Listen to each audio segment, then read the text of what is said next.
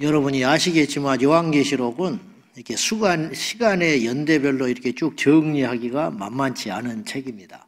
그러니까 여러분이 여러 번 읽고 또 읽어도 잘 납득이 안 되고 잊어버리니까 다른 어떤 자료도 좀 참고하시고, 근데 그 자료도 하나만 참고하면 안 돼요. 그러면 그 사람의 입장이거든요. 또 노트를 따로 가지고 1장의 내용도 적어보고 2장 내용도 적어보고 쭉 배열을 해가지고 이 부분은 중간에 들어와 있는 부분이구나, 이 부분은 좀 어렵다, 또 이 부분은 비유구나, 이런 식으로 이건 이미 이루어진 이야기 같다, 이런 식으로 쭉 하고 나면 훨씬 더 도움이 되겠죠. 오늘 어제 우리가 이제 7 대접을 봤잖아요. 16장에서 7 대접을 이렇게 천사가 쏟으면서 일어나는 재앙들과 현상들까지 봤어요. 그때 이제 바벨론이 30에서 60km에 달하는 우박이 하늘에서 떨어져 가지고 이렇게 하나님을 대적하는 자들이 아마겟돈 전쟁에서 모여서 패배하는 그런 이야기까지 우리가 다뤘습니다. 대략 이제 17장 오늘 말씀 보기 전에 또 이제 17장 오늘 이야기는 음녀와 짐승에 대한 이야기. 근데 이 음녀가 어떻게 나타나냐면 머리가 7이요 뿔이 10 달린 짐승. 이게 이제 바다에서 올라온 짐승이 그렇게 생겼었거든요. 그러니까 이 짐승은 이제 그런 진짜로 회개망측한 짐승이라기보다는 적그리스도를 상징한다는 것이죠. 바다에서 올라온 짐승, 땅에서 올라온 짐승. 그러니까 하늘만 빼놓고는 이 세상의 모든 권세를 장악한 악한 적그리스도다, 이렇게 표현할 수 있죠. 그래서 이 음녀가, 또 음녀라는 말 자체가 음탕한 여자라는 뜻이죠. 음탕한 여자. 근데 뭐 그 여자 하나가 그런 짐승 한 마리를 타고 뭐 세계를 다닌다는들 뭐 얼마나 그렇게 휘젓고 다니겠어요. 그러니까 이거는 한 여자가 뭐 그런다라기보다는 어떤 거대한 하나님을 대적하는 음탕한 세력이 이제 하나님을 또다시 대적하는 그런 이야기가 오늘 17장에 나오게 되는 것이죠. 그래서 번뜩 드는 생각인데, 우리가 계시록을 볼 적에 이렇게 좀 봤으면 좋겠어요. 뭐냐면은 이 코끼리, 뭐 흔히 뭐 코끼리 발 잡는다, 코 잡는다 그렇게 하잖아요. 우리 예전에 영어 교과서 들을 때 기억이 나는데, 이렇게 눈 가린 자들이 코끼리를 처음 전혀 못 본 자들이 만졌는데, 어떤 사람은 코끼리가 어떻게 생겼냐 그랬더니 기둥같이 생겼다. 발만 만지고 온 거예요. 발 만지고 오더는 코끼리 그러면은 기둥이다, 그렇게 이야기해요. 또 어떤 사람은 코를 만지고 와가지고는 부들부들한 구멍 뚫린 어떤 호수와 같다, 뭐 이렇게 말을 할 수 있죠. 또 어떤 자는 또 뿔을 만지고 와가지고 날카로운 뿔이다. 근데 다 틀렸잖아요.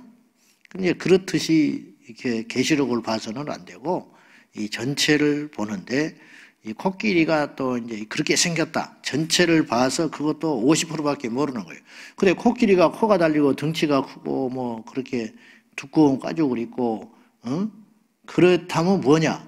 그렇게 생겼다, 그렇게 정확히 본들 그것은 사실 하나님이 우리에게 말씀을 주신 그 의도가 아니에요. 코끼리가 뭐 때문에 있냐, 이게 더 중요한 거예요.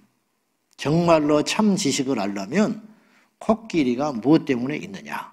데살로니가서도 그렇고 요한계시록도 그렇고, 그래서 어제 우리가 결론으로 요한계시록 16장에서 그분이 오실 적에 우리가 벌거벗은 자로, 그리고 더러워진 어떤 더럽혀진 자로 그분을 만나지 않도록 깨어 있어야 한다는 것이 요한계시록을 우리에게 주신 목적이라는 거예요. 어떤 작은 것, 짐승이 뭐냐, 뭐 음녀가 이게 뭐냐, 여자가 해산한 아이가 뭐냐, 이런 것에 논쟁에 빠져들어가면은 하나님의 의도에서 어긋나는 일이 일어나게 된다는 거죠. 근데 이제 일단 복잡하니까 오늘의 음녀 이야기를 잠깐 하기 전에 이 16장까지 우리가 봤는데, 이때까지 도대체 어떤 일이 진행이 됐는지 이걸 조금 한번 정리를 해볼 필요가 있다 싶어요. 자, 이걸 이제 시간 연대들로 쭉 한번 배열을 해보는데, 이것을 세대주의적 관점이라고 그래요. 시대마다 이렇게 척척척 이렇게 구분하는 거.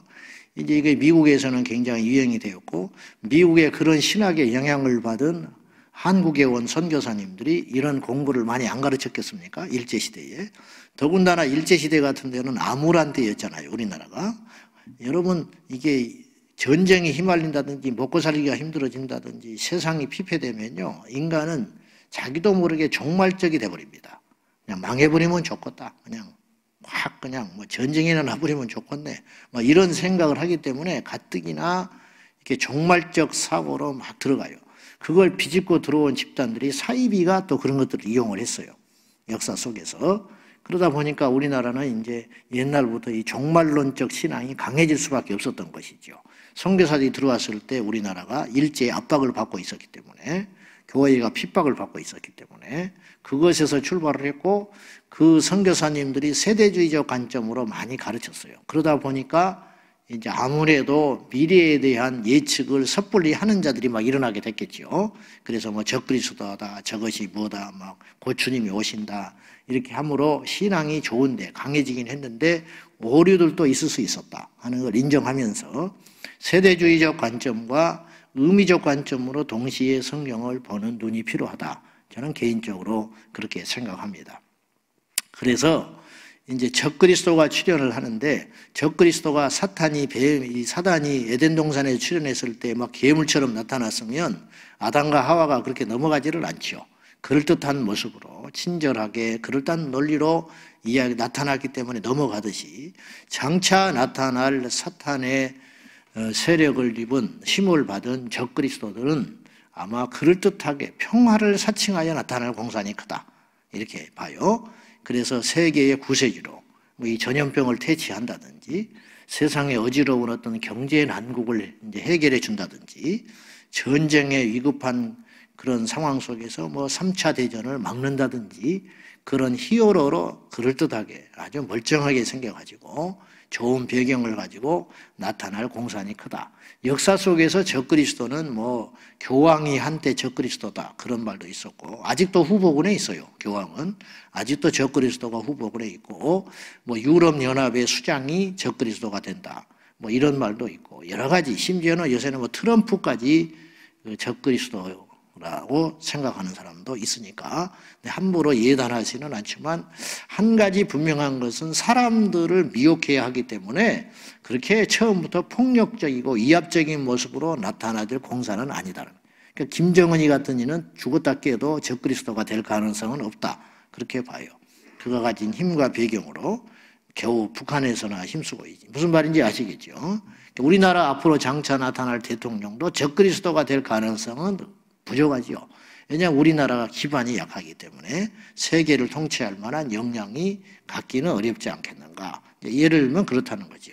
그래서 적그리스도가 평화의 협정을 맺어가지고 세상을 단번에 이제 그냥 잠잠히 한 다음에 자기가 이제 하고 있던 어떤 이빨을 드러내게 되는 거죠.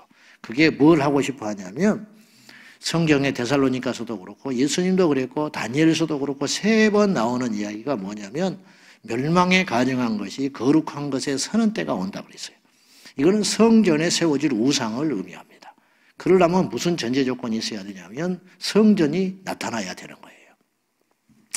그래서 지난주에도 그런 말씀을 나눴지요. 이스라엘이 성전을 이제 만들 수 있는 모든 조건은 구비되어 있다. 돈, 인력, 단지 하나가 없다. 그건 지을 땅이 없다. 아무데나 지으면 되는 게 그게 아니고, 솔로몬이 지었던, 그리고 아브라함, 이삭을 바쳤던 그 모리아 산 쪽에 성전을 지어야 정통성이 있기 때문에 이스라엘이 아무데나 지으려고 하지 않죠. 그것만 확보되면 제가 볼 때 2-3달이면 완공할 수 있는 상황이다, 그렇게 봅니다. 알다시피 세계 정세라는 게 1달, 2달을 예측을 못하기 때문에 느닷없이 이슬람과 어떤 적그리스도가 중재해 나서가지고 이슬람과 이 유대인 사이를 평화롭게 만들어가지고 양보를 이끌어내가지고 극적으로 성전을 지을 수도 있지 않겠는가. 근데 이것이 뭐 몇십 년, 몇백 년에 들어갈 일이 아니라, 이스라엘은 이것을 지금 2000년 넘게 꿈꾸고 있었고, 이스라엘이 팔레스타인 땅에 들어가서 그 영토를 회복하고 건국한 1948년 이후에 지금까지 한결같이 그걸 꿈꾸고 있는 것이기 때문에 어떤 일이 일어날지는 몰라요. 어쨌든 적그리스도가 나타나서 자기 우상을 성전에 세우는 것을 보거든 너희는 도망하라, 예수님이 그랬어요. 그때는 이제 끝장이다, 그런 뜻이죠. 그러면서 이제 적그리스도는 대대적으로 이스라엘과 유대인들을 핍박하게 됩니다. 그리고 나서 어제 우리가 보았던 이 연합군, 적그리스도에 미혹된 어떤 큰 군대들이, 이게 동방에서 올 2억 군대라 이렇게 예측을 해보는데, 그들이 들어오려면 길이 있어야 되잖아요. 그래서 어제 천사가 대접을 부어가지고 유브라데 강이 마른다고 하지 않았습니까? 터키 쪽에 있는 그 유브라데 강이 말림으로 그것이 이제 길이 되는 거죠. 그래서 그들이 들어와서 싸우게 되는데, 하나님의 군사인, 직접적 군사인 천사들과 싸울 공산이라기보다는 제가 볼 때는 이스라엘과 지상에서 싸울 공산이 있다. 그럼 이스라엘이 힘이 없잖아요. 그 연합군을 어떻게 대적하겠습니까?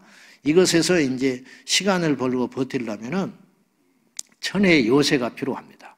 그 요새가 미가서에 이미 예언을 했는데, 보스라라고 하는 지역으로 너희가 도망할 거라고 했는데, 이걸 오늘날의 단어로 표현을 하면 페트라라고 하는 것입니다.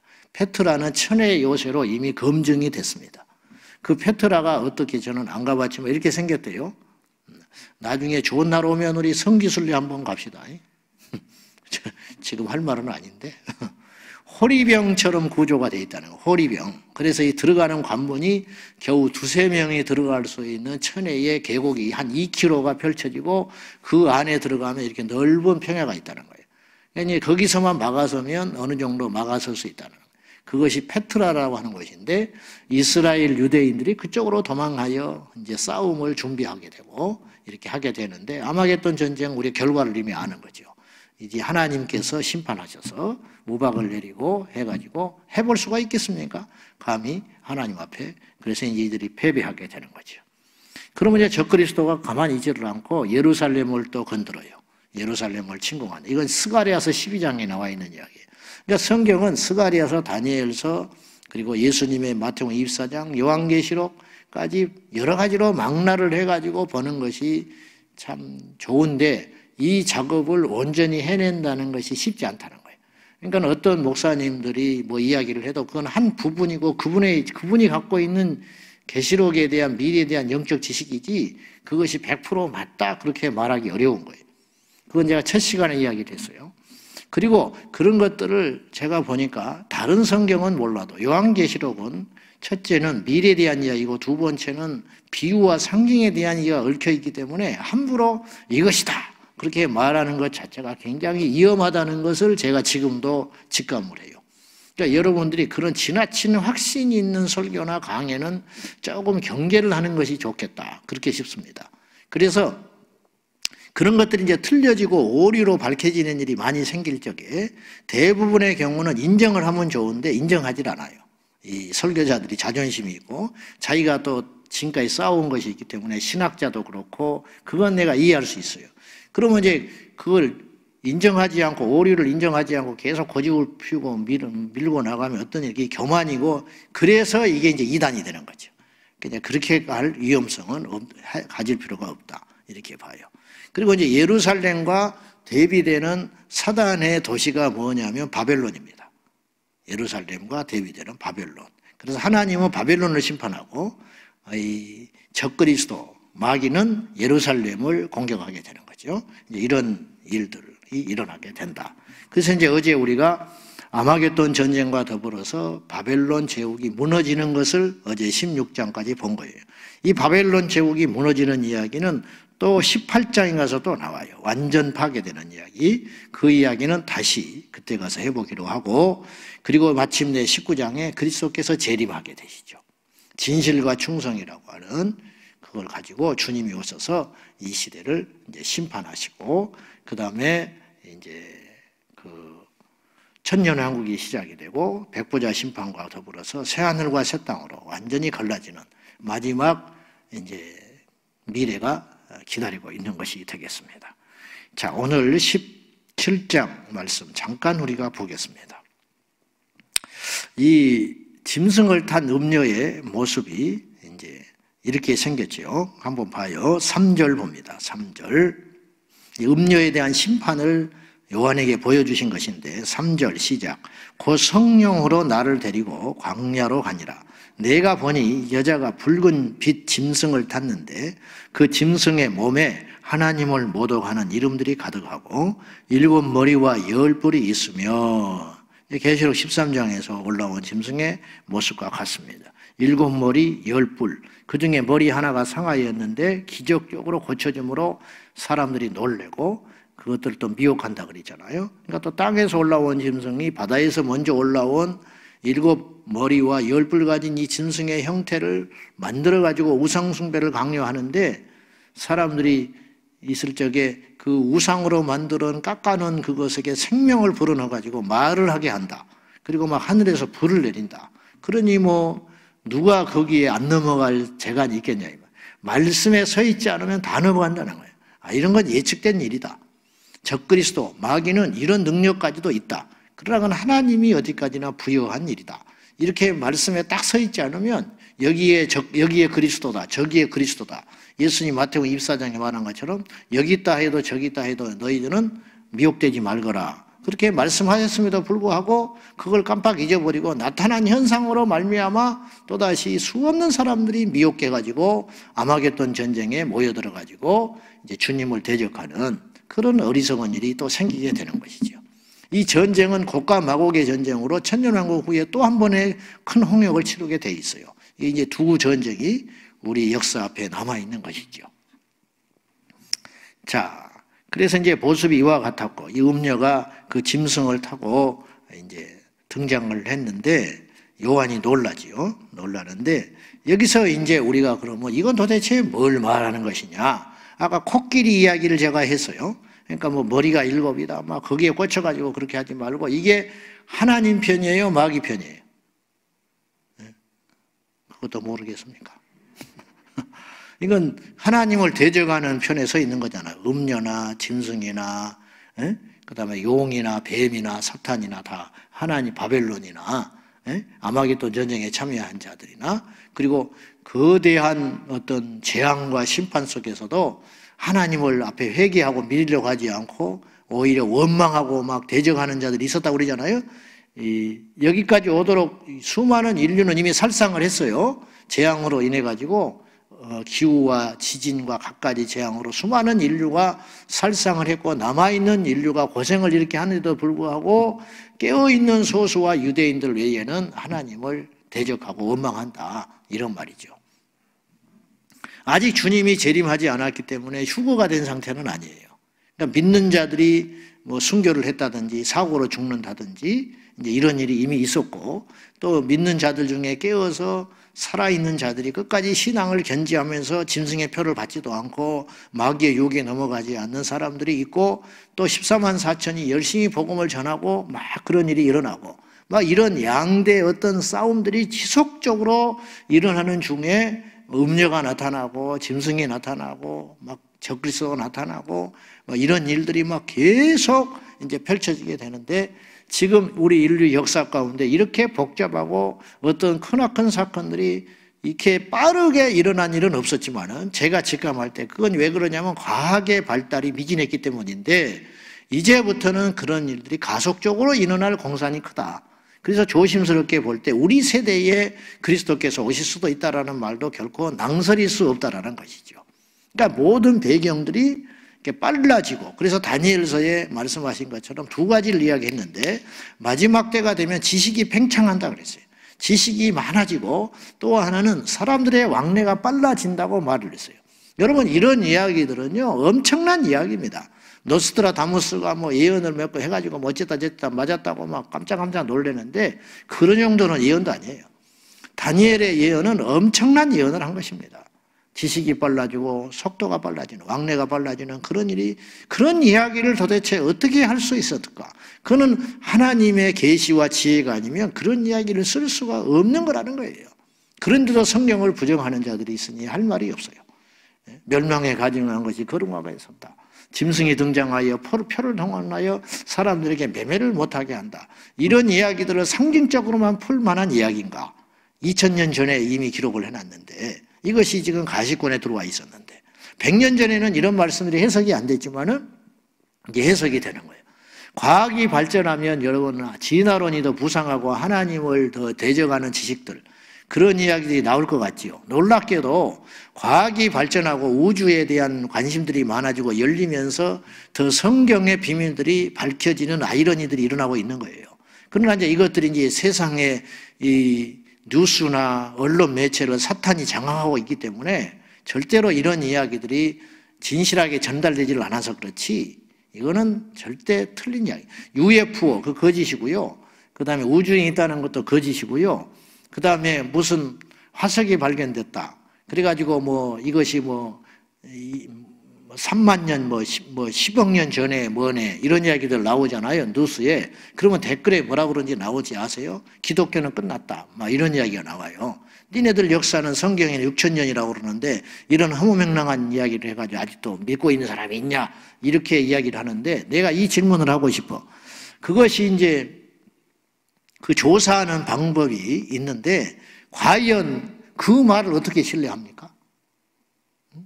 우리는 잘못된 걸 맹신하는 경향이 있고요. 그 화석이 나타났는데 3만 년 전이다.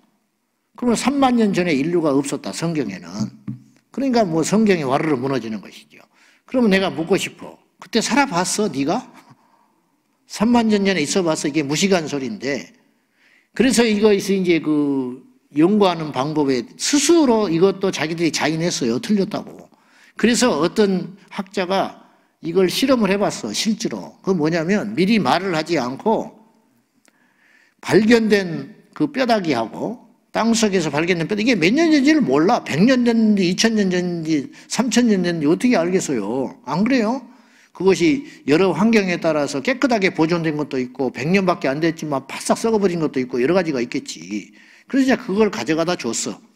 그리고 얼마 전에 죽은 이제 개 뼈다귀를 가지고 간 거야. 그리고 그 연구소에다가 문의를 해봤어요. 그랬더니 황당한 결과가 나왔어. 황당한 결과. 얼마 전에 죽은 그 뼈다귀 그거이 몇만 전, 몇십억 년 전에 거로 나와버렸어. 할 말 없죠. 근데 이제 그런 거는 전혀 이제 오류는 보도하지를 않고, 진화론도 마찬가지입니다. 뼈다귀가 나왔다. 뼈다귀 몇 개 나온 거예요. 뼈다귀 몇 개. 무슨 말인지 아세요? 뼈다귀 몇 개가 나왔어. 그걸 가지고 인간과 원숭이 사이의 중간 개체라고 이제 주장을 하는데, 여러분, 인간이 기형이 있잖아요. 기형. 타고난 기형. 이렇게 머리가 이렇게 큰 사람이 있을 수 있잖아요. 이렇게. 그 뼈가 하나 발견된 거야. 그러면 이게 머리 모양이 원숭이도 아니고 사람도 아니다. 근데 그건 사람이죠. 사람인데 두상의 뼈가 기형적으로 이렇게 태어날 수가 있잖아. 그걸 갖다가 이제 밀어붙이는 거예요. 드디어 찾았다. 뭘 찾냐? 고리를 찾았다는 거야. 인간과 원숭이 사이에 고리를 찾았다. 그거 뼈다귀 하나 나타났다고 난리 떠들어가지고 책 쓰고 그래가지고 진화론이 탄생한 거예요. 그래서 진화론은 과학이 아니고 신앙이야. 그걸 믿어야 돼. 원숭이가 사람이 됐다는, 원인류에서 인간 영장류로 성장했다는 걸 믿어야만 진화론을 믿을 수 있어. 그러니까 진화론을 믿는 신앙인이 되는 거죠. 이런 이야기들이 있는 것이죠. 자, 그래서 제가 무슨 말씀을 드리려고 하냐면은, 자, 보세요. 10절을 보세요. 먼저 10절. 시간이 많아요. 10절. 자, 시작. 또 7 왕이라 5은 망하였고 하나는 있고 다른 하나는 아직 이르지 아니하였으나 이르면 반드시 잠시 동안 머무리. 7 머리는 짐승이 7 머리 가졌잖아요. 이게 상징하는 것이 있다는 거예요. 아, 알고 봤더니 그 머리가 이렇게 흉측하게 생기면 그것이 문제가 아니고 7 왕을 말하는 지금까지 5은 명했다. 인류 역사 속에서 이제 제국들이 등장을 했죠. 다니엘서의 그 금신상의 환상. 이제 이것과도 또 연결을 할 수가 있는 거예요. 그러면 7 왕이 누구냐 이것도 중요하지만 이것이 뭐냐, 하나님을 대적하는 어떤 적대한 거대한 힘의 제국이라는, 이제 그걸 봐야 한다는 거예요. 제가 말하는 것은. 그 다음에 12절도 한번 봐요. 자, 시작. 내가 보던 10뿔은 10왕이니 아직 나라를 얻지 못하였으나 다만 짐승과 더불어 임금처럼 한동안 권세를 받으리라. 아직 나라를 얻지 못하였다 그랬으니까 요한이 본 그 시점에서 아직 등장하지 않는 강력한 10왕을 이야기하는 권세자. 그러니까 이것이 이제 요한과 지금 우리 사이에 2000년의 세월이 지났잖아요. 밤모섬에서 이 환상을 본 다음에, 그러니까 그것이 지나가는 왕인지 아니면 오늘 우리가 읽은 이 시점에서 앞으로 장차 등장할 하나님을 대적한 거대한 세력인지. 그러나 한 가지 분명한 것은 그걸 확증을 하지 말고 하나님을 대적하는 10뿔과 7머리와 10뿔 가진 어떤 거대한 세력이 등장할 것이다. 이렇게 우리가 봐야 한다는 거예요.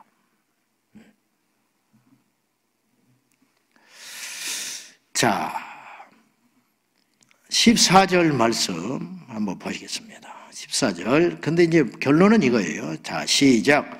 그들이 어린 양과 더불어 싸우려니와 어린 양은 만주해 주시오 만왕의 왕이심으로 그들을 이기실 터이요. 또 그와 함께 있는 자들 곧 부르심을 받고 택하심을 받은 진실한 자들도 이기리로다.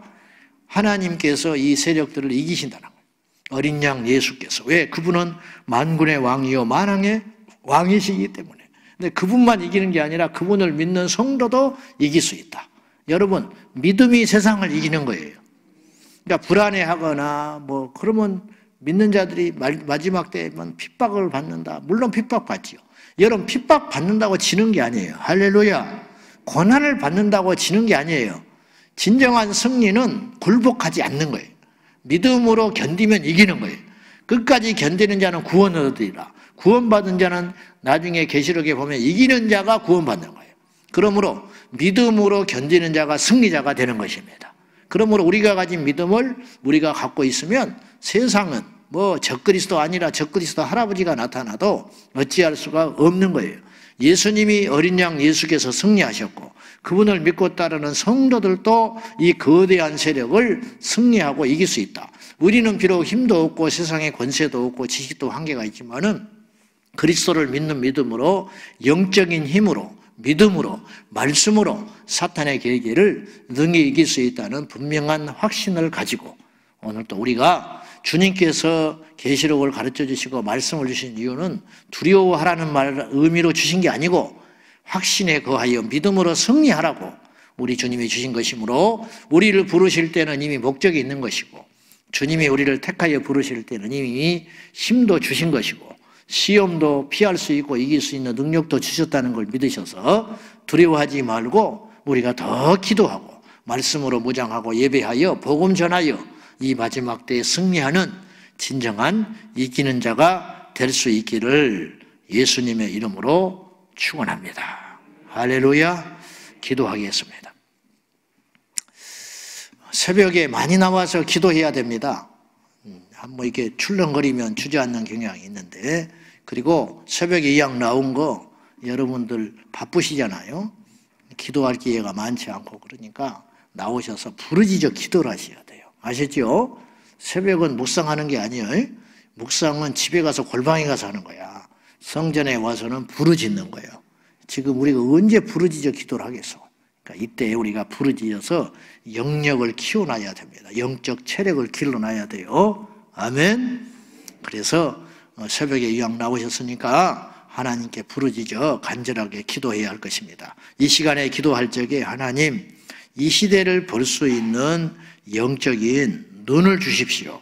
그리고 깨어있게 하여 주시고 세상의 난리와 난리의 소문이 들을 때 두려워하지 말고 당황하지 말고 내 믿음을 점검하며 가족을 구원하고 말씀에 서 있는 실제적인 그리스도인이 되게 하여 주십시오. 우리 간절히 우리 말씀 붙들고 간절한 마음으로 기도하겠습니다. 살아 역사하시는 아버지 하나님, 마지막 때를 사는 저희들이 항상 깨어있게 하여 주셔서 공중의 하늘의 기후를 보고 땅에 일어나는 현상들을 보고 특별히 영적인 현상들을 우리가 주목하면서 이 마지막 때에 나타날 평화의 왕으로 가장된 적그리스도의 출현을 우리가 눈여겨 관찰하고 그가 할 일을 주목하면서 우리가 깨어있게 하여 주셔서 우리는 과연 무엇을 해야 하며 어떤 선택을 해야 되며 무슨 결정을 해야 하는지 하나님의 지혜와 명철을 받아서 이기고 깨어있는 성도가 되게 하여 주십시오.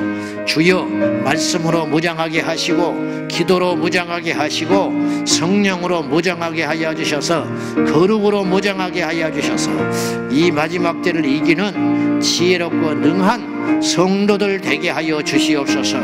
오늘도 예수님을 바라봅니다.